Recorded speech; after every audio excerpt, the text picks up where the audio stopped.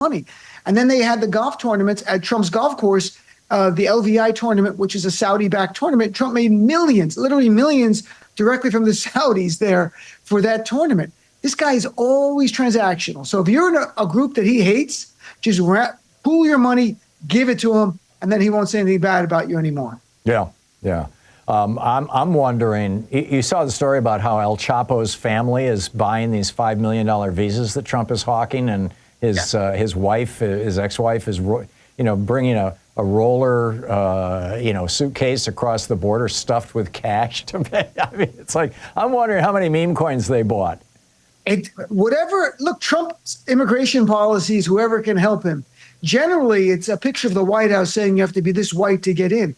But if you're someone else who's going to spend $5 million, you're welcome. Yeah. Look what he did this week. He imported white people from South Africa because the base is worried that they're low on white people. So he shipped in white people. And as we've learning now, one of the people that they so-called vetted, openly anti-Semitic, very anti-Jewish stuff, vile stuff online in the past, they let him in. They didn't care because he's white. Yeah, if he was at Columbia University, he'd be in jail. He'd be deported if he was a Columbia University student or Harvard University student.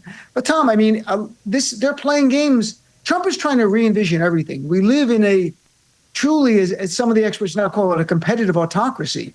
Is a term that, Stephen Levitsky and Daniel LeBlatt were used in a New York Times op-ed recently about where we are. And it's like Hungary. You have the illusions and trappings of elections, but in reality, to win on a national level is harder and harder each day. And you have to fear for speaking out against the leader. And that's what they're doing here. Yeah, the technical term for it is anocracy. A-N-O-C. Yeah, it's what appears to be a democracy, but isn't. There's still elections, just like in Russia. It's an anocracy. It's pretty grim stuff. I noticed also, another one of your just brilliant pieces over at Dean's Report is ICE agents wear masks so they can't be held accountable, and that must end.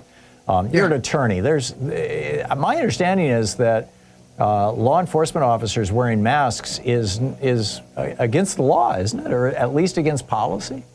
It's against the principle and spirit of what we should be doing to have more transparency, so there's more credibility for law enforcement. There's no federal statute or regulations that we can find, because I looked into it, and I spoke to former federal prosecutor Glenn Kirshner yesterday on this very point, and he said he can't think of anything either. He's not seen one. But of course, the policy of Homeland Security could be, unless you're in a situation where it's really dangerous for the ICE officer and they have to hide their identity, they should not be masked. The same way police officers don't walk around New York City with a mask on and no badge and no nameplate like some of the ICE officers are. We want to have credibility, transparency, and of course, accountability. So you know who did this. Instead, you have these masked people showing up, taking college students off the street, whisking them away in an unmarked car to a prison. They have no idea where they're going and what's going on. And with the mayor of Newark, the same thing. I watched that video. Half of the ICE agents were masked. They surround the mayor. People don't even know who they are, and that's by design. They don't want to be held accountable. And also, as I wrote in my article, the Klan and ICE agents wear masks, and they do so not to be held accountable. It's the same reasoning. Yeah, and some of the right-wing militias as well.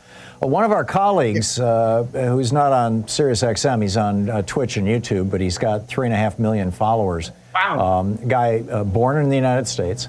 Was flying back into the United States a couple of weeks ago from Paris, apparently was on vacation, and got stopped and interrogated for several hours by the Customs and Border Protection folks. And they were asking him questions about things that he had said on Twitch and on YouTube about whether he supported Hamas, which he doesn't, and what his opinion of Donald Trump was and what he had said about Trump. And my question